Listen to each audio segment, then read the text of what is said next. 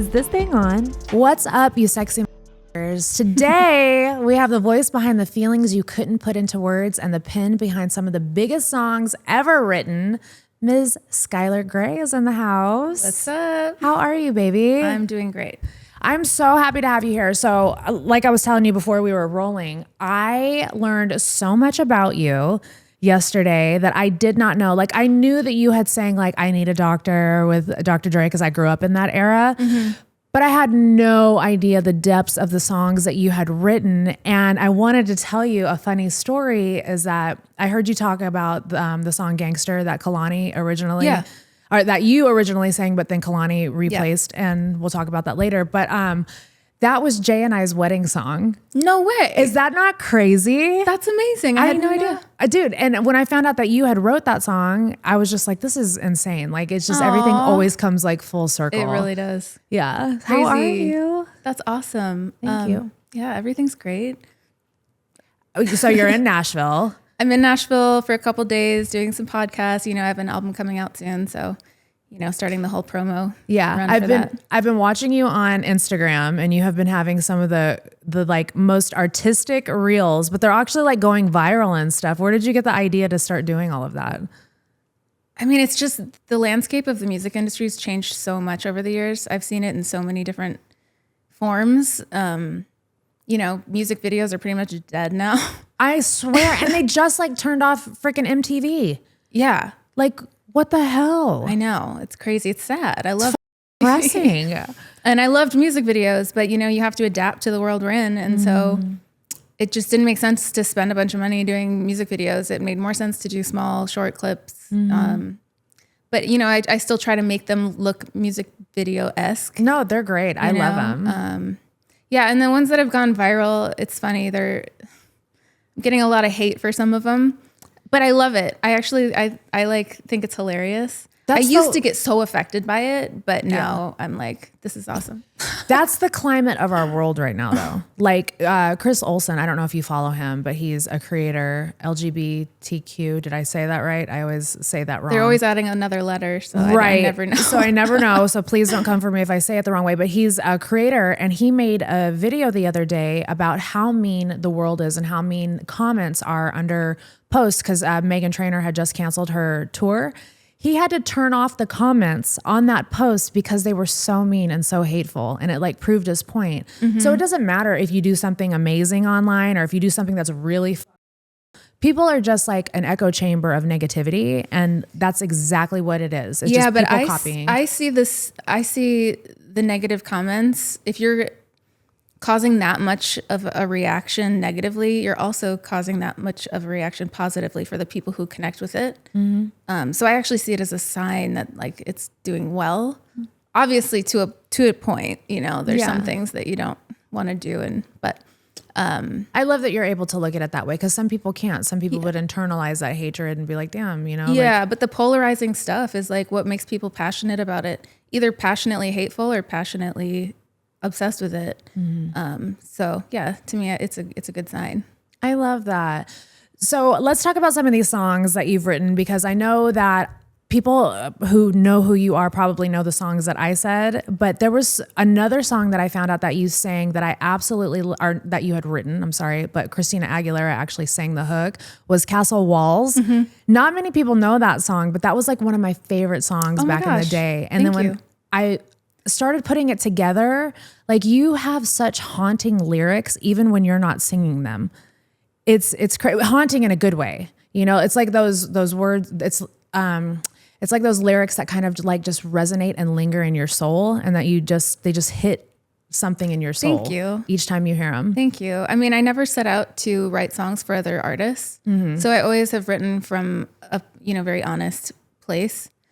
So even those hooks that I ended up giving to other people, you know, I was just writing for myself. Yeah. And then it got handed off. It wasn't like, I'm going to sit down and write a song for Christina Aguilera. You know what I mean? I've heard you say numerous times also on podcasts that you never set out to write for other people. And I found that really interesting because essentially kind of what your career has turned into, because you are such an amazing songwriter. My husband thinks you're one of the best of our generation right now. He wanted me to tell you that when he found out that you're coming on today.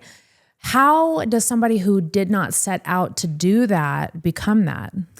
I mean, it kind of happened by accident. So I, just long story short, dropped out of high school when I was 17, moved to LA. We're not going to do a long story short, okay, man. We're going to get into it. Just for this answer quickly. Yeah. I had a record deal. It all fell apart. And I moved to a cabin in the woods, disappeared from the industry for a while because it had like broken me.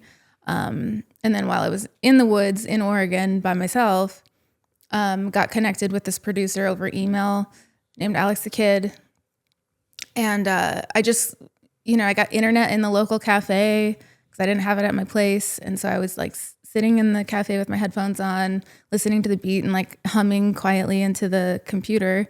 And then I just like wrote the hook for Love the Way You Lie and sent it back, super rough. And yeah, I just wrote what I felt. I didn't really like think hard about it. It was like 15 minutes of work. And then it was a #1 song a month later.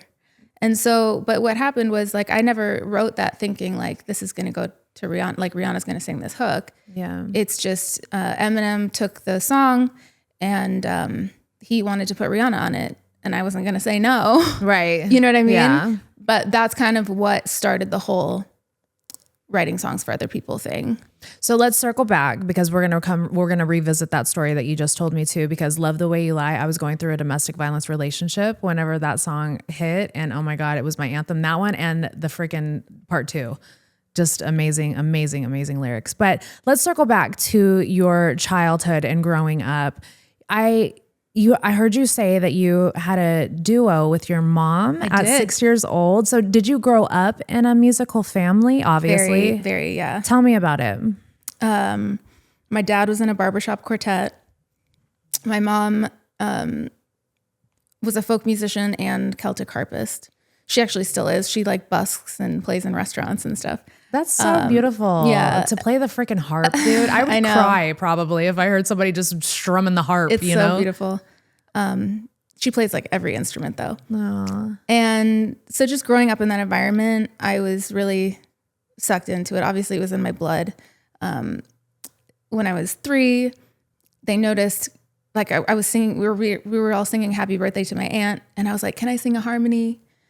And they were like, you're at 3. 3? Like, and then I did, and I fully sang the harmony and they were like, this is crazy at 3 to sing a harmony. And so it was very obvious early on that like music was going to be my thing. So my parents were like, let's just see what happens if we put her on stage, and did my first gig when I was 6 with my mom in a library.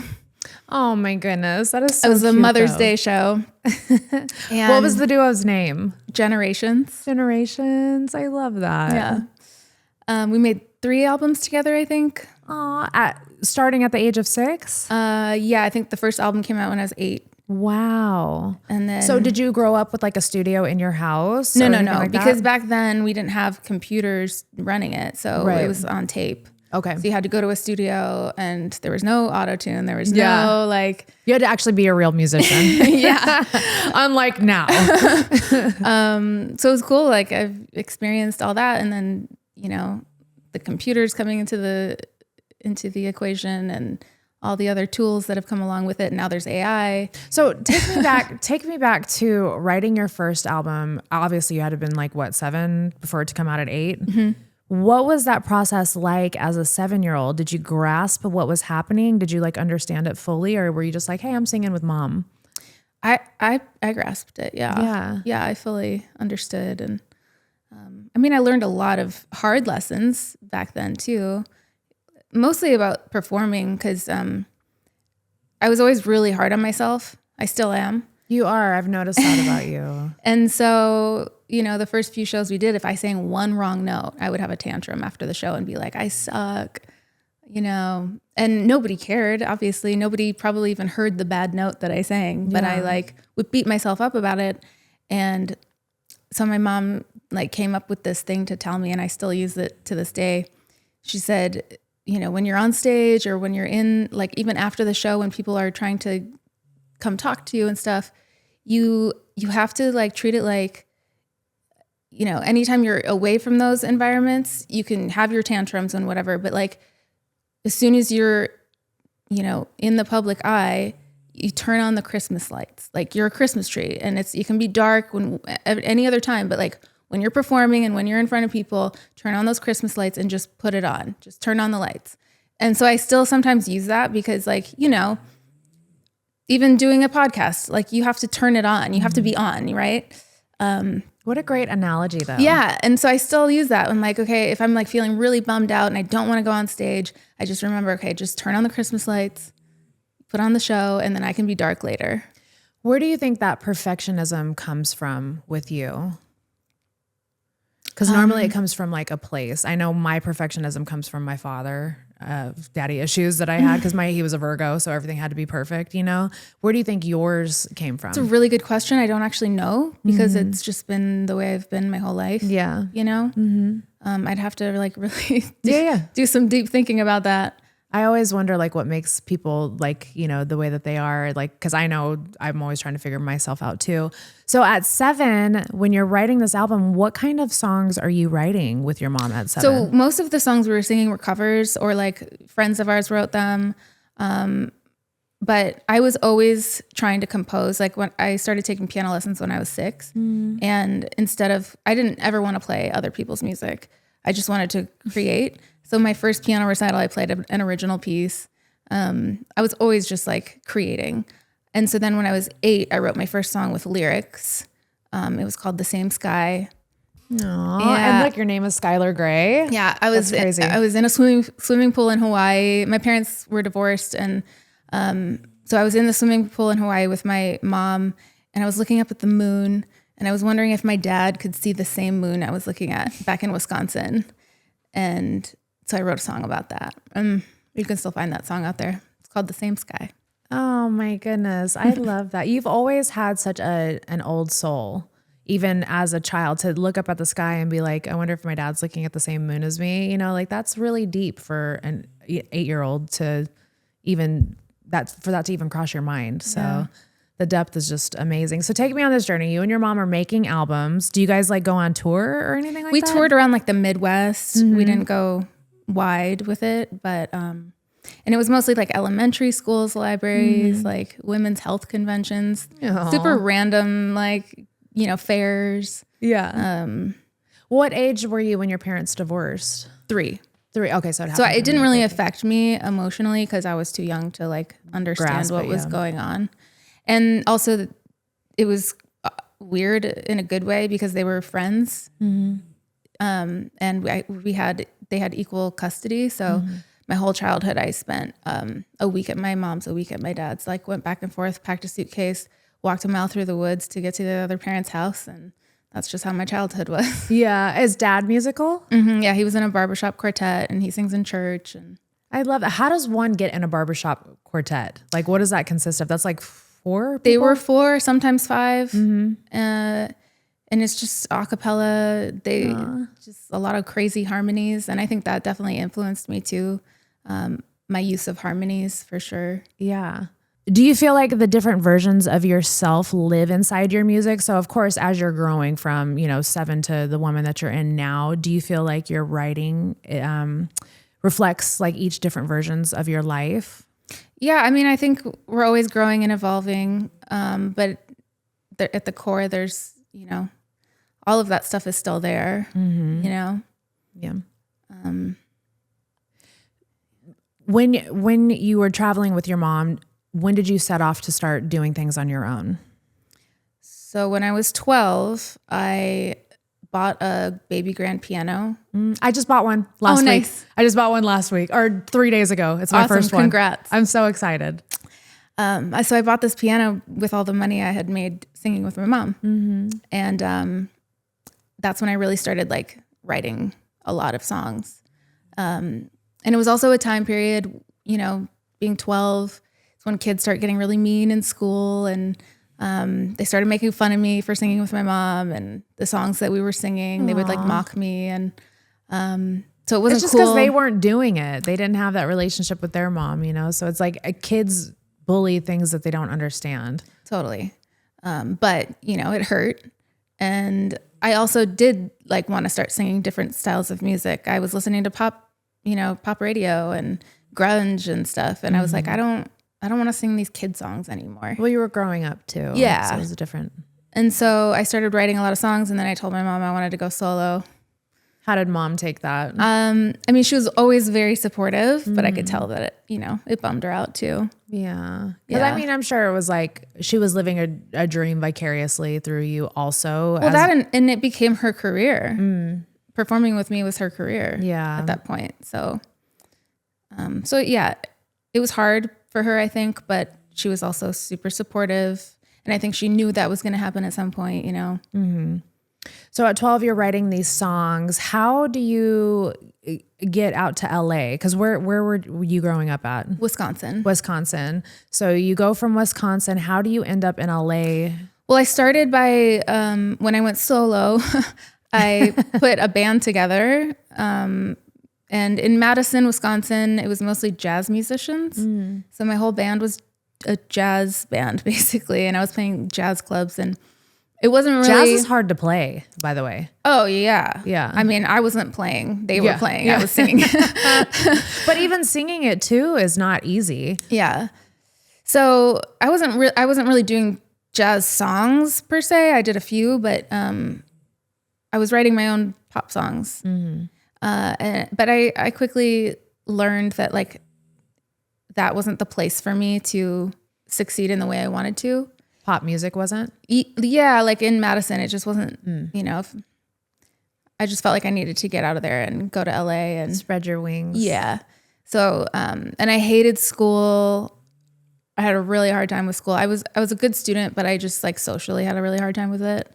Were you just like awkward and like yeah, just kind of to yourself? I kind of kept to myself. Well, I really tried for a long time to like be part of the Mean Girls clique and like tried to find my place, and I just didn't feel like I belonged anywhere. I didn't feel accepted in any groups.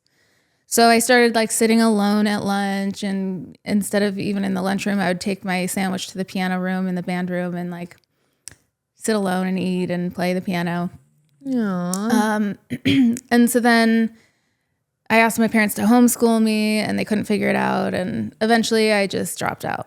Did you suffer from like anxiety or depression as a child? Or I definitely had some depression. Disconnect was? Yeah, I was really, like I had a bout of like anorexia, and like I was just like really self-conscious. And do you feel like the pressure of touring with your mom is where you started trying? Because they say that because I suffered from an eating disorder myself, and that's like my way of trying to gain control of my life.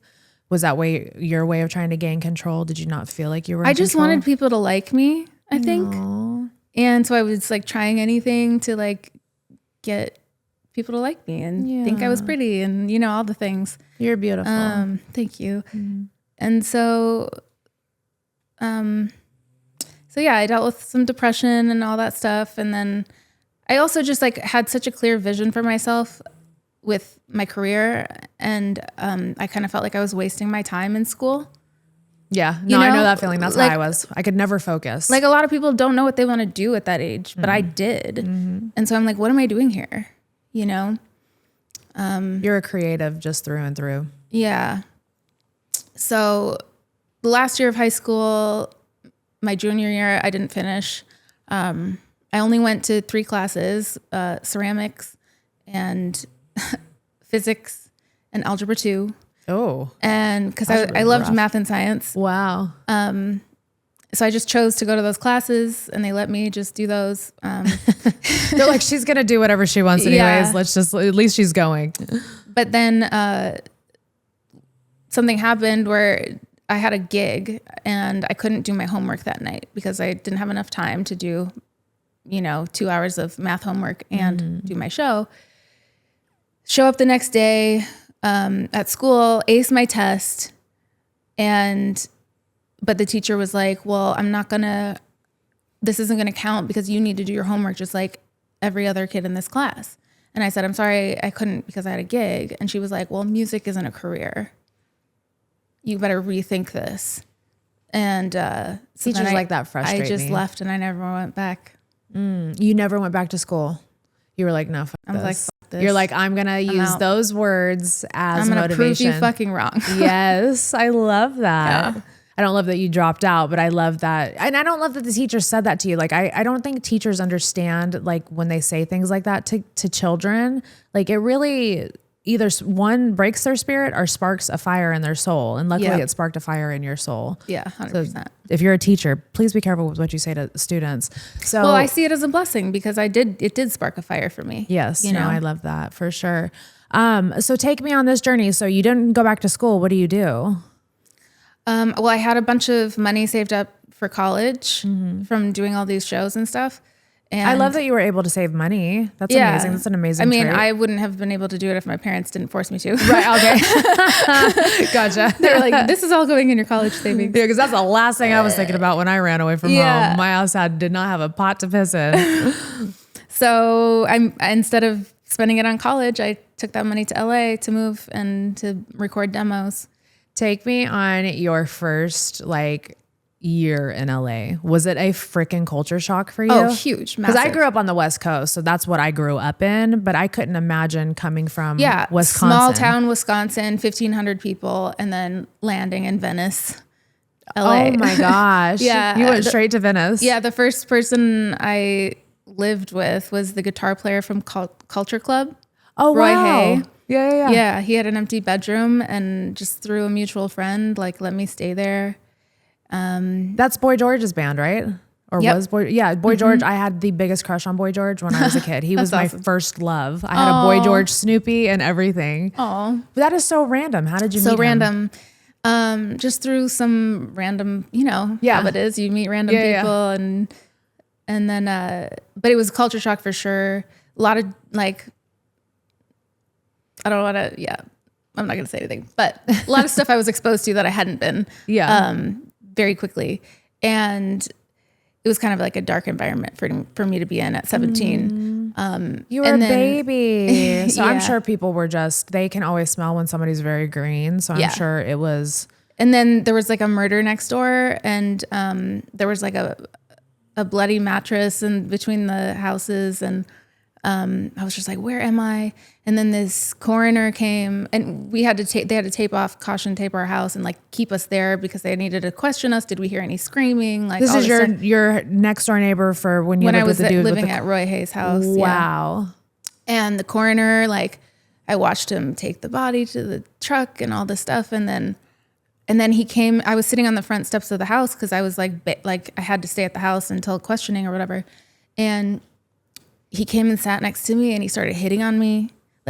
The coroner did? The coroner was Men he sat can next never- to me and he was like, you're such a beautiful girl.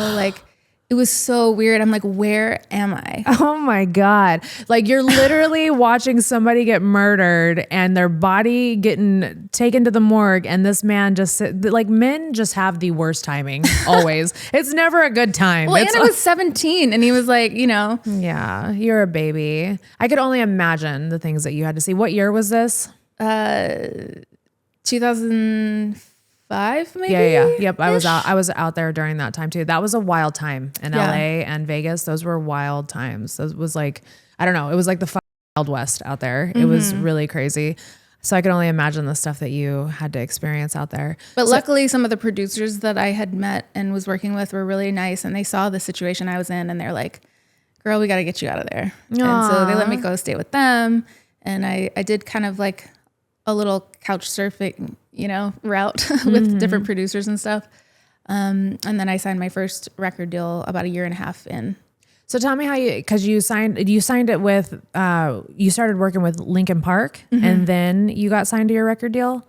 So Linkin Park had a label called Machine Shop under the Warner Brothers umbrella. And we had met I met some random person in a hallway in a studio and he was like, you need a lawyer. And so he introduced me to a lawyer and then that lawyer introduced me to a manager. And it was the firm. I don't know if they're still in existence, but the management company, the firm. I remember them. I remember hearing about them. And it's so funny. This is just like a funny little anecdote, but I went and sat in the office to meet with Dan at the firm, and he told me, so this whole company was built on corn. And I was thinking from Wisconsin, I was looking around the room, I'm like, wait, it's like the couches are made out of corn? Like, and he's talking about the band. And he was talking about the band, Corn. Oh my gosh. I literally was looking around the room, like being like, oh my God, they built everything here out of corn. Oh my God. You sweet baby. I was so naive. Oh my gosh. I love that though. That is the cutest story ever. Yeah. But so Lincoln Park was also managed by the firm. And so we got connected that way. And they heard a demo I had recorded and were interested in meeting. And so I used to go to this hotel, which is now the London Hotel, but back then it was the Wyndham Bellage Hotel. And there was a little bar and a piano in the corner. And I would just go in there and play and sing, not performing, but just anytime I saw a piano, I would sit down and play. So I would like meet the most random people there. Like Joaquin Phoenix came and sat next to me one time and asked me to show him the chords I was playing. And it was just a crazy, crazy time. But so I said, come down to the Wyndham Bellage. And so the guitar player from Lincoln Park came down and listened to me play a couple songs for him. And then the next day they offered me a deal. I love that. And I wanted to tell you, I know you did Where'd You Go with Fort Minor. That was one of my MySpace songs. Oh. So it was so crazy how like it just keeps circling back to how you've had an influence in my life indirectly. And I didn't even know it. Like wow. it was just crazy when I was doing my notes. Because I ran away from home. So Where'd You Go was like my like anthem because it was like, from me and my parents. That's how I looked at it. But yeah, I just thought that was crazy little tidbit. So did you get to meet Chester Bennington and all of them? What was your relationship like with Chester? Chester was a beautiful human. How did his death affect you? Was it shocking for you? I mean, I didn't know him that well, to be honest. But yeah, I mean, that was a hard pill to swallow. He was such a genuine soul and a really good person. He's a fellow Pisces. So he felt everything too. Yeah. Yeah.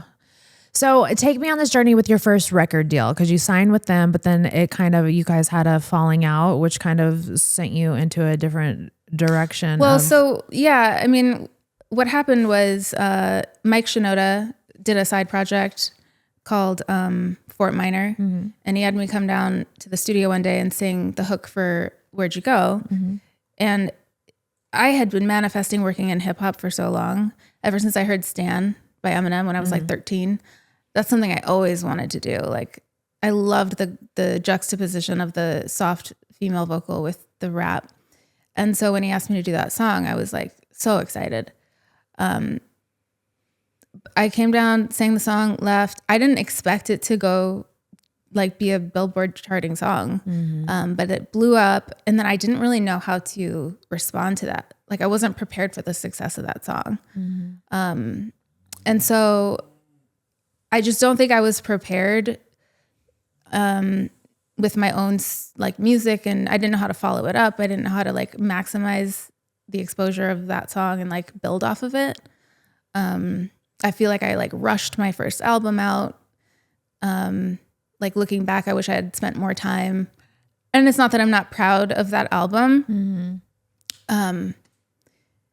But yeah, like looking back, I'm like, man, I could have probably done a lot better job if I had just been more patient.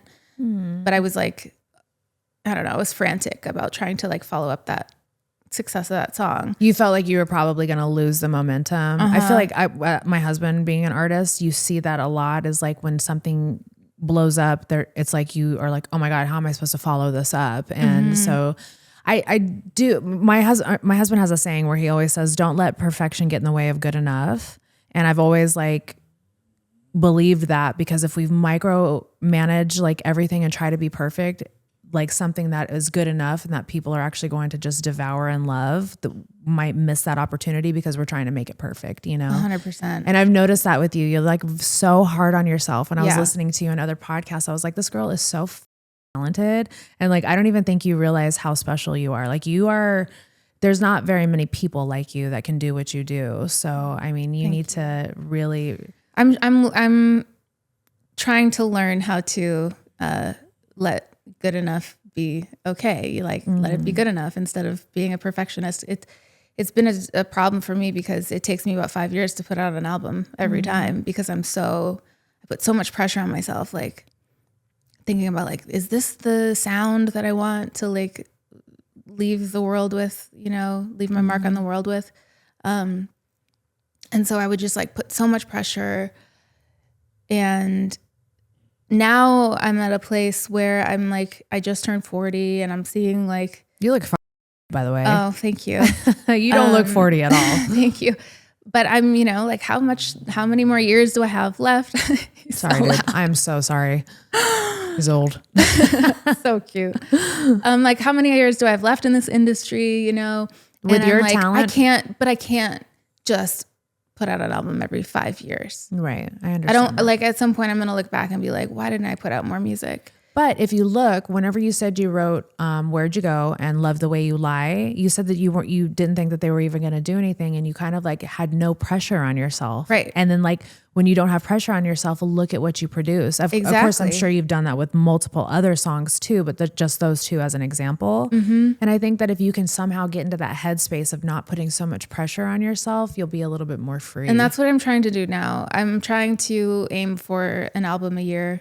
And instead of thinking about it like this is the sound, this is like what people are going to remember me for or whatever, I'm just like, let's just capture this moment in time. Yeah. Like, what am I into right now musically? Yeah. Just make those songs and then put them out. Yeah. And then I can make another one next year, and it'll evolve and it'll change and the sound will change, and it doesn't have to be that serious.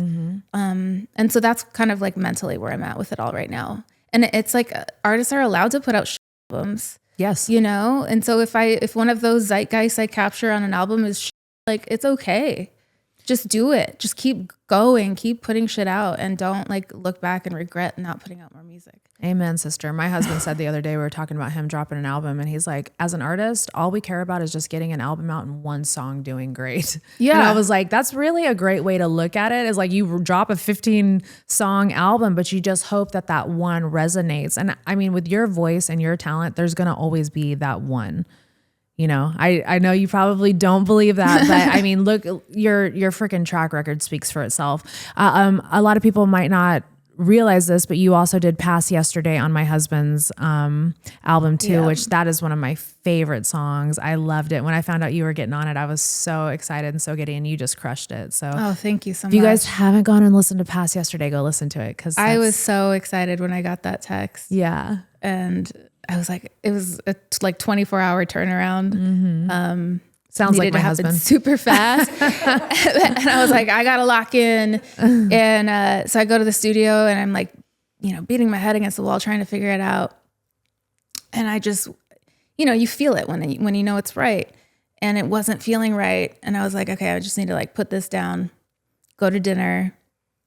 So after spending like, I don't know, 6 hours in the studio trying to come up with something, I decided I'm just going to go to dinner, and then I'm going to, smoke a little weed, have a drink, whatever, and then go back and try again fresh. And it like instantly came to me when I went back into the studio, and it was not anything I had started earlier in the day. It was a brand new idea. And I was like, okay, this feels right. It was so good. Thank you. So good. So let's circle back to you ultimately going on this journey, because up until now you're Holly Brooks, right? You have your up until, which I did not take you for a Holly at all either. Holly's my real name. Yeah. Brooke is my middle name. Yeah. And I went by that for a while. And then, after the whole Linkin Park thing and putting out Where'd You Go, and my first album that came out was under Holly Brooke. It wasn't very successful, and I went broke, and I had to leave LA because I couldn't afford it. And so then I moved to this cabin in the woods, and the woods have always been like my safe space because I grew up in the woods. And it's where you kind of go back to recharge. Yeah, it's where I go back to find myself again, because you can get just so lost in the mix. And I'm so affected by people's opinions, and being in LA and just like being surrounded by people's opinions, especially people that I looked up to, experts in the music industry, other songwriters and everything. I felt like I like lost touch with myself musically. And just as a person, like it was the first time in my life I actually questioned what I was doing for a living. Cause like ever since I was a little kid, I knew I wanted to do music. And then suddenly when my album didn't succeed and I went broke, I was like, okay, maybe I need to rethink all of this. So I just had to get out. I actually worked a few jobs for the first time in my life. What was the first job? I worked at Barnes & Noble selling music. I was in the CDs area, and I actually sold my own album one day. And they didn't know it was you. And I didn't tell them. Oh my goodness. I was like, this is so embarrassing. Oh. I'm like working in Barnes & Noble now. Like, oh my gosh. And how did that person not know it was you? That's crazy. I mean, I looked different. Oh yeah. I'd changed everything. I've had so many different hairstyles. You have. I did notice that when I was researching you. I was like, oh, you can tell like you're always in seasons of your life. And I love that. I've always wanted to be like that and I just can't do it. I have to always stay like the same, but I admire people and I talk about it all the time. I want to dye my hair black. but I don't have the balls to do it, but you do. And I really appreciate that in a person because I think that's so cool. Yeah, it's been fun. And I love having a shaved head now. I didn't do that on purpose though. I had a bleaching accident. Oh no, what happened? Tell me. Like my hair just got fried and it was like coming out in clumps in the shower. Oh no. And then my whole body broke out in hives. Oh no. I was like covered. I had a crazy allergic reaction to the bleach. And I had always wanted to shave my head, but I'd never had the guts to do it until that moment. I was like, I don't know if I have an option. Like otherwise it's going to look really bad. So I took it as the opportunity to do it. And now I love it. So I love it. I'm rocking it for a while. I'll probably grow it back at some point, but I love it. I think it's awesome. Tell me. But back to the other jobs. Yes. I think you'll find this interesting. So the other job, one of the other jobs, I taught gymnastics to little kids and they were like peeing all over the mats. And I was like cleaning up pee all the time. Had you ever done any gymnastics before? Yeah. I grew up doing gymnastics. My stepdad was my gymnastics coach. That's how my parents met. Okay. And I was in high school gymnastics and I coached high school gymnastics. That's where you get that banging body from. I don't know. Yeah. Thank you. So I did that, but then it just became cleaning up pee. So I was over a babysitter, yeah. Gymnastics babysitter. And then I responded to this Craigslist ad that said they needed a video editor. And I was like, I can do that because I can edit Pro Tools. It can't be that different. And they said they would train. So, okay. So I show up in a suit to this interview and they said, this is adult content, right? And I was like, okay, well, I really need a job. So that's fine, whatever. And so, yeah, I edited for like a few weeks. I only lasted a few weeks though. Why? Because, you just were like, it was really good money. Like, cause we were paid on how much work we got done. And so it ended up being about like $30 an hour for me, which was like way better than Barnes & Noble. Right. But what happened was, have you ever heard of this phrase called the Tetris effect? No, teach me. So like if you are playing Tetris, it's like all these shapes falling, right? If you play it for too long and then you start doing something else, you start hallucinating the Tetris shapes falling. Wow. And so that was happening to me, but it was like, because you were like staring at porn all day long. So I had like in my bedroom, I had a light above the bed that I had taken the light bulb out because it was too bright. And so there was just like a light socket above my bed. And every night when I fell asleep, I was just seeing a gaping on my ceiling. Like I was like legit hallucinating this. And I was like, this can't be healthy. No, that can't be healthy. But you know what? That's perspective because you never think about like people on the other side of the industry who actually have to edit stuff. Like their minds are being affected as well. It was a 9 to 5 of just looking at, and it wasn't editing features. It was like taking a feature film and chopping out all the highlights to make like short clips, almost like reels. Gotcha. Making short clips of the highlights. So like the shots and the, like all, and then I had to learn all the terminology because we had to tag it all, like with what search words people would use to find that. Yeah. That, gay, whatever, like gaping. Yeah. You know? Oh God. You poor thing. She's like, I'm just trying to survive. Yeah. But then luckily I got offered a tour as a keyboardist. And I was like, okay, I think I'm going to take that instead Stick of to what I know. Yeah. So then I played backup keys and backup singing for Duncan Sheik. He had a song in the 90s called I'm Barely Breathing. Yes, Yeah, I think I do remember yeah. him. Yep, vaguely. So I toured with him for a while, and it was great because it was music at least, and I was getting paid. But you know, after a point, I was just like, I really wish I was doing this with my own music. Yeah, I feel like that's been your whole journey. Is like, I just want to write my own music. I don't want to have to write for anybody else. Take me on this metamorphosis of you. I really thought this was a great story that you had told from kind of falling off from Hollybrook. Is it Hollybrooks or Hollybrook? Hollybrook, and then becoming Skylar Grey because. Oh yeah. So yeah, when I was in the woods and like reconnecting with myself, and you said you were peeing in a pot. Oh yeah. So I'm trying to think like the timeline here. So I had done that tour. Oh. When I was on the tour with Duncan, I had been like journaling a lot, and I wrote down in my journal, all I want is a cabin in the woods and a place where I can set up a recording studio and like just make my own music. And I wrote down, which is the power of manifestation, because especially when you write it down. About like 6 months later, my mom calls me and she's like, my friend has this property with a cabin on it, and she is offering to let you live there for free. You would just have to work in her art gallery and sell her art like a couple times a week in trade for the rent. And I was like, dream come true, let's go. Yeah. And so I moved up there and set up all my gear, fell back in love with music, just being alone. And then I just felt like I needed to change my name. Like I had gone through such a transformation emotionally, musically, everything.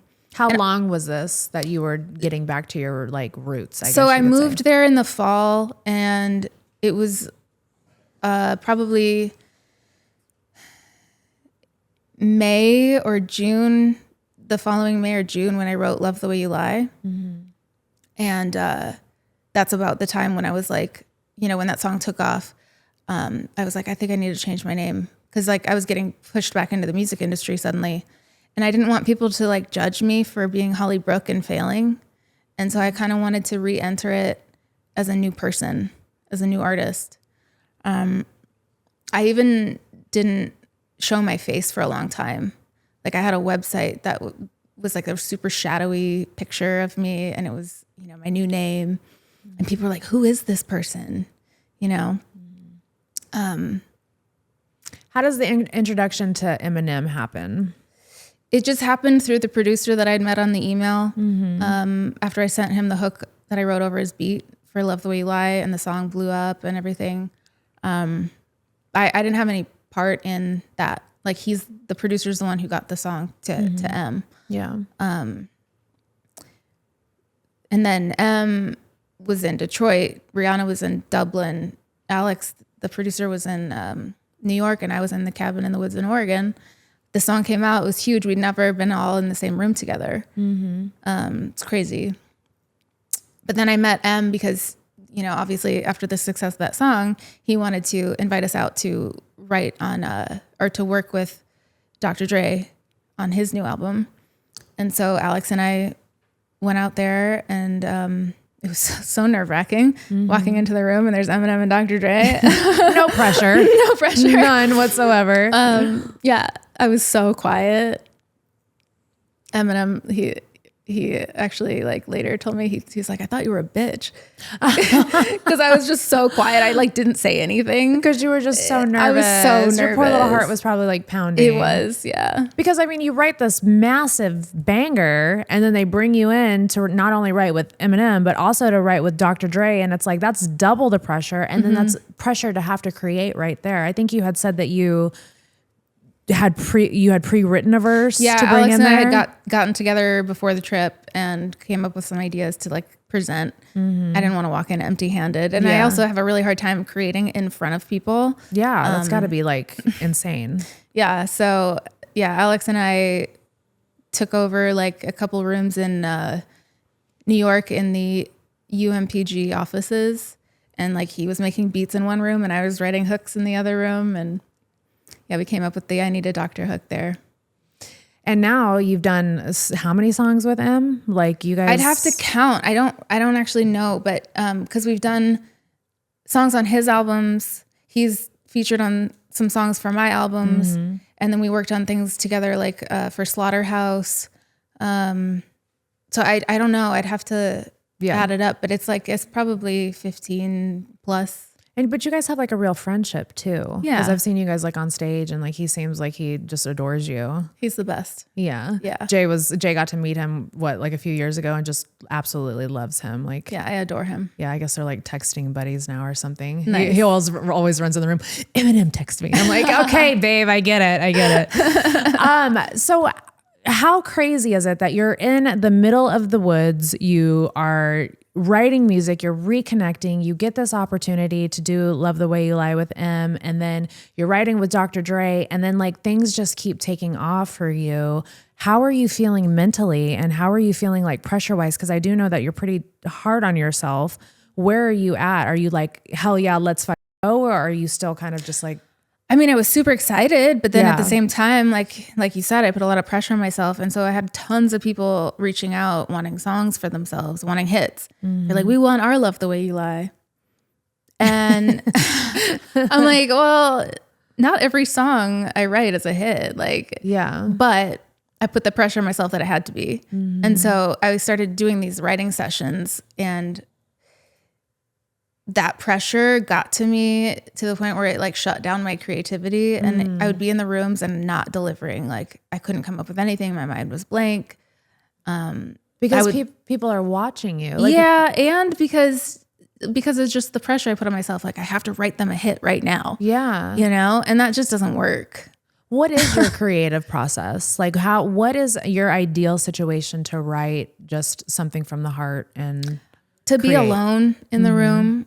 Yeah. And also like a lot of my songs come to me when I'm not even in a studio. They'll come to me when I'm making dinner or going on a walk, or there's songs on my album. There was one that was written, my dog was getting surgery and I was standing outside the vet's office. And so it just like comes to me in my head. So it's not like I'm sitting down to write a song, but sometimes it works for me to sit down and write a song. But usually I like to be alone in the room. And like when Jelly sent me the Past Yesterday song, I just like took the track into the studio, shut the door, and just sat with myself and you know, I try to let the music come to me instead of write it, and instead of like overthinking it.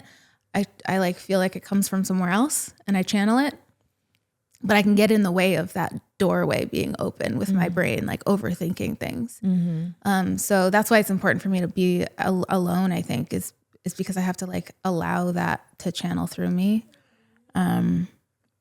All the best songs that I've written, the biggest songs I've written, took very little thought. You know, it doesn't even feel like I wrote them. Maybe that's part of the imposter syndrome I feel sometimes, because like that was too easy. Yeah. Like Love the Way You Lie, Coming Home, they just like came like this, and I don't even feel like I worked on them. When you write something so deeply personal too, and somebody else sings it, how does that make you feel? It was hard at first, because I just had never thought about it. Like I had never expected to write songs for other people. And so, like Love the Way You Lie, it was like amazing that Rihanna, because I fucking Rihanna, I was like, yes, this is amazing that she's going to cut the song. But at the same time, it was bittersweet, because it's like, I didn't expect anybody else to sing it but me, you know? But I got used to it. And I'm at the point now where I just hold on to the songs for myself that I know I want to sing. And then I keep like a Dropbox folder full of stuff that I can just pitch, because I'm like, I don't want to sing that one anyways. What's harder for you, writing for yourself or writing for someone else's voice? Because when you write, do you just write only like your own words? Or if like somebody comes to you with an idea and says, hey, I want this, is that harder for you?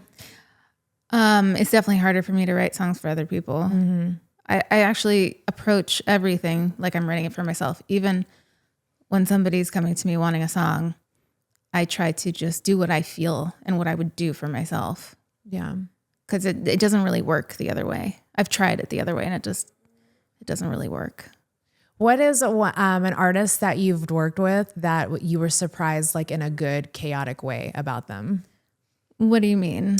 Just give me one artist that you've worked with who surprised you, like you thought they were going to be one way, but then they ended up being another way, like in a good way, nothing negative.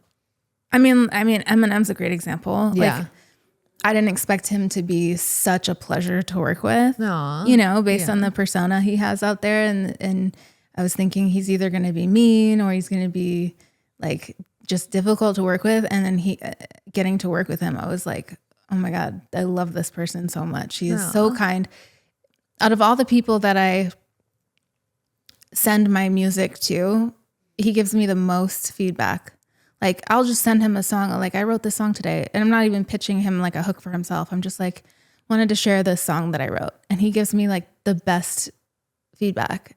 Does he have a pretty good music or a pretty good ear for music? Oh yeah. He's brilliant, obviously. Yeah. yeah. My husband said they call him the wizard. Yeah. Yeah. Cause he's like behind the curtain. But he's so kind to even spend the time to give me that feedback on stuff, you know? But you guys have a true friendship, which I think is beautiful all in itself. Do you have to be hurting in order to create music, or can you create when you're happy? I can create when I'm happy. I think what I do is I write a lot about my past. And so I put myself back in that emotional state. Like, I act a little bit. I like take myself back. Because, you know, hindsight is 20/20. So sometimes when I'm going through something, I don't even know how to like understand or analyze what I'm going through. But when I look back at something I went through, it's like often easier for me to describe the emotion I was feeling and describe the solution that got me out of it. Yeah, so I can write when I'm happy too. It's like a purge for you. It's like therapy. Yeah, it is. Yeah. You know, like in therapy, you look back at your childhood, you look back at your past a lot. So it's a lot like that. I love that. For somebody who didn't really want to do side quests, I find you always doing like the coolest side quests. Like, you've gotten into movies. You did the Suicide Squad. And then you also did Venom, and you've done Aquaman. Like, your freaking track record is insane. Like, do you ever look back at yourself and be like, I'm proud of myself? I definitely am. But you know, it's like when you have a very specific goal, like I've done all these really cool things, but they still aren't that specific goal that I had as a kid, you know? Yeah. So are you hoping with this next album to reach that goal? And what happens when you do finally reach that goal? You've pretty much accomplished everything, right? At that point. I feel like I'll just keep setting new goals. Yeah. You know what I mean? You're just going to keep climbing. Yeah. And so like right now, I know this may sound silly, but for me, the goal is to have one of my solo songs be at the top of my Spotify page. Aww. Because, you know, all the collaborations I've done, I'm tied to all these huge artists. And so those songs just are always at the top. And so that's what people know me for. But the songs that I write that are my own and solo songs for myself, like, they don't get as much exposure. And, you know, when you go to check somebody's music out and you go to their Spotify, you're going to click on the first few songs. Right. And I don't necessarily feel like all my first few songs are the best representation of who I am as an artist. And so my goal currently is to get, you know, a song on my new album up there. Yeah. You know, if somebody were to go to your Spotify right now and they wanted to listen to 3 songs that you think show who you are, which one should they go listen to right now? The first song on this album, Wasted Potential. What's it called? The album's called Wasted Potential, and it's coming out May 22nd.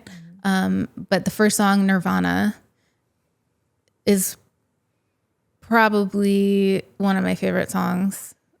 And it kind of like tells the story of it's an introduction to the story of who I am and where I come from.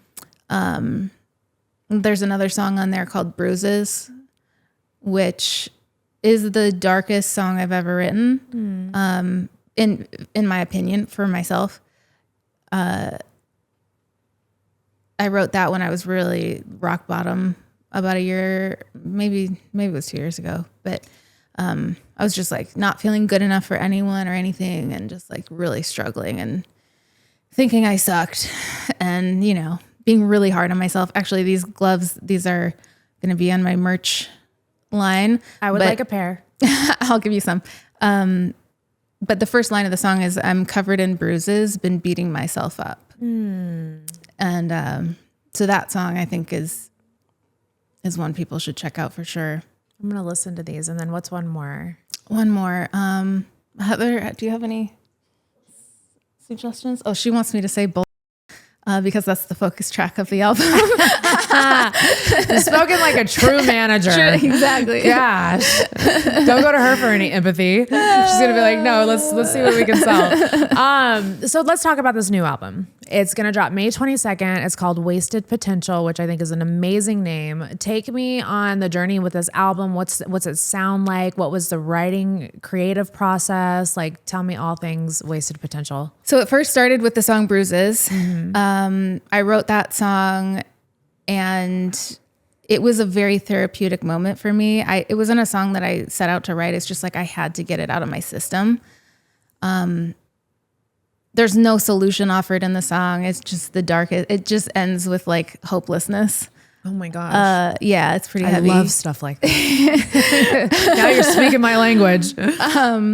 But what was crazy is as soon as I finished the song, I felt so much better. I felt this weight lift off of me. And suddenly I was thinking about my childhood, and I was dissecting my childhood and like trying to understand why I am the way I am, why I am so hard on myself.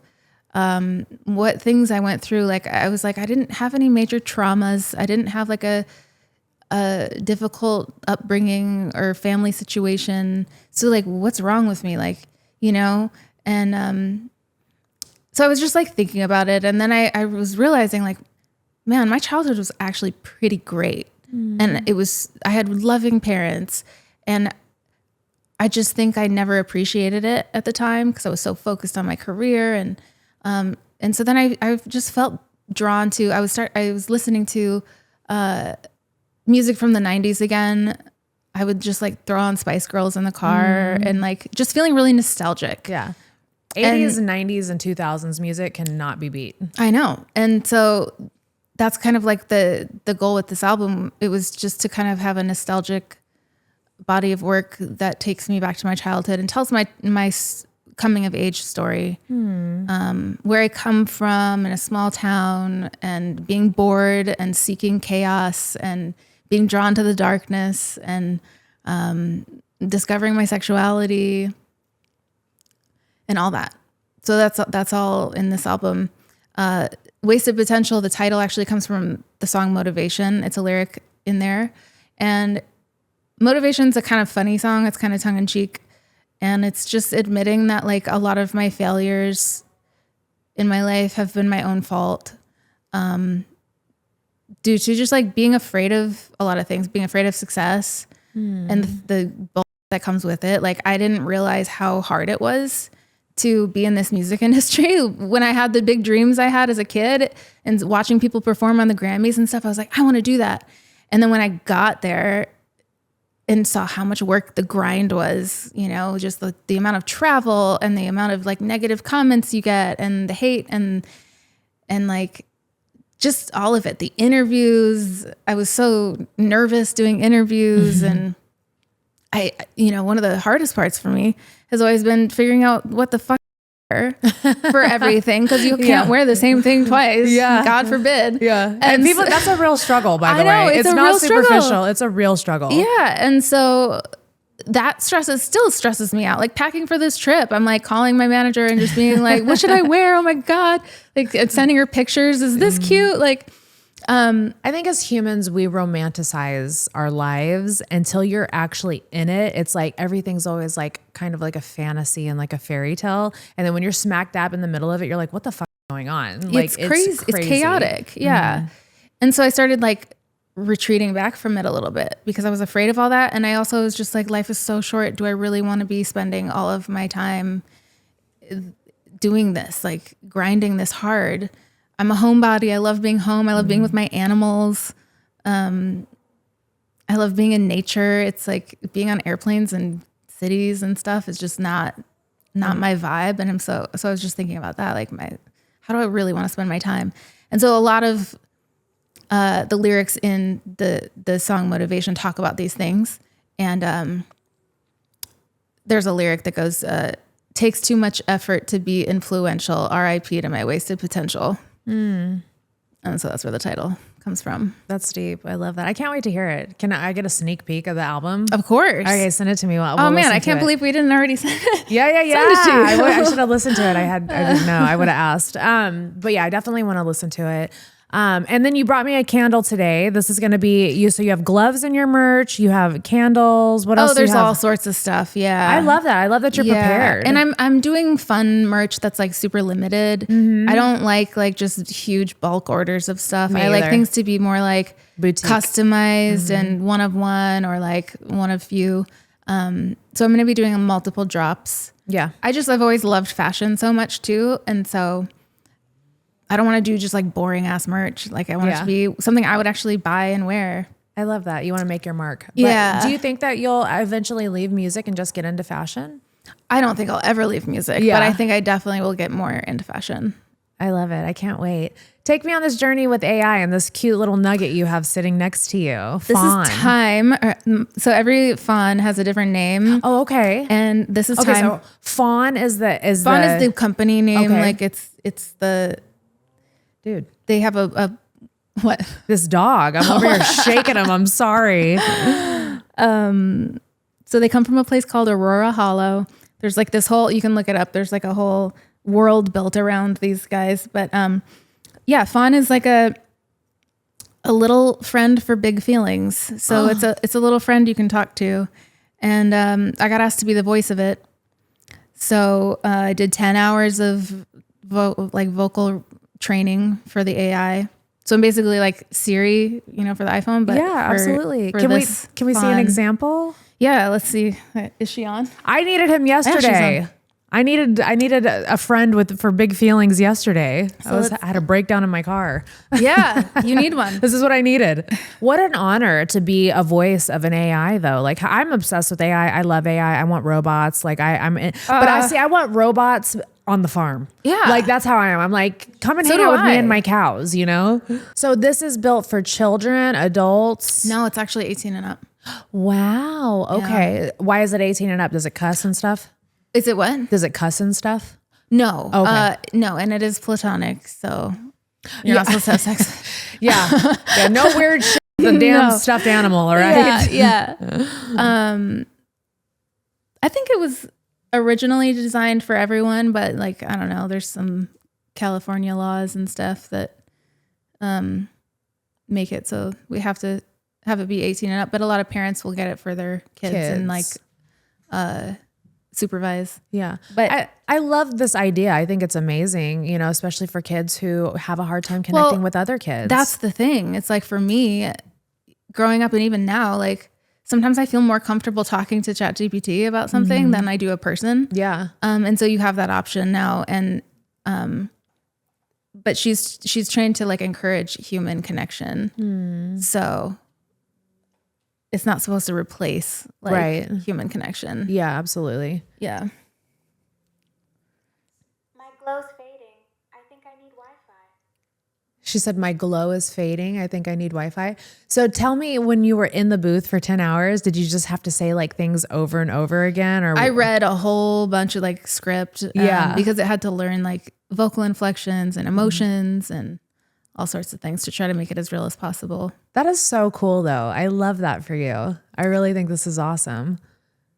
Yeah. And AI is like obviously a controversial subject. Yeah, I don't know why people are such in a tizzy about it. I feel like you have to evolve or die. And I mean, I feel the same way. And I feel like we went through this with like what we were talking about earlier, how like in recording, it used to be tape and then they brought in computers and everybody thought that was cheating.